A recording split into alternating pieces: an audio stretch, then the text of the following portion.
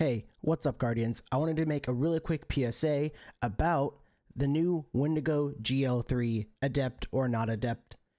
So the reason I'm making this quick PSA is because I'm seeing a lot of Destiny 2 YouTubers, a lot of content creators, YouTube, TikTok, even Twitter.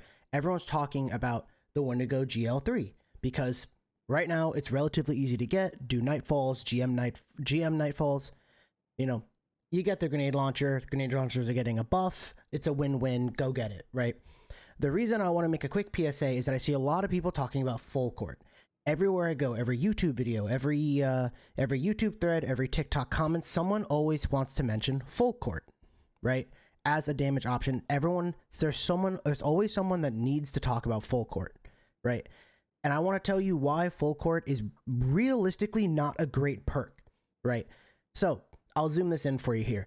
There, full court increases detonation damage as the projectile travels further before exploding, right? And there's one really big reason why this perk is not as good as y'all think it is, right? And that is because the description of this perk in the game is not very good. And the reason why this perk is not very good is actually tied to velocity. Every Destiny 2 YouTuber, whatever, you're going to see, they're going to tell you, get a velocity masterwork, get velocity, right? And I'm going to tell you why. If you really do want to go for full court, velocity is not good. Do not get a velocity masterwork if you want to try and use full court. And let me pull up LightGG here and show you why. All right, now that we're here on LightGG, I have the adept version of the grenade launcher pulled up here, as you can see. So as you can see here in the popular trait combos, auto-loading holster and full court is the third most popular trait combo. So at least 7.81 of the community that have this gun think full court is going to be really good, right? And let me actually pull up the description here and let's pull this up for you, right? So the reason why full court is a little bit misleading is because if you actually read the description here, there linearly increases explosive damage after 0.2 seconds of the grenade being in flight. 25% extra damage after a full 1.1 second in flight. Right? So the full court, right? You get more damage by the grenade going the full court distance and hitting the enemy is really misleading because full court actually has nothing to do with how far the grenade has traveled. Destiny 2 bases the full court damage on how long the grenade was in flight through the air until it hit the boss. So, with that in mind, if you're going to go for a full court roll, do not get a velocity masterwork. Do not get perks that are going to increase the velocity of the grenade.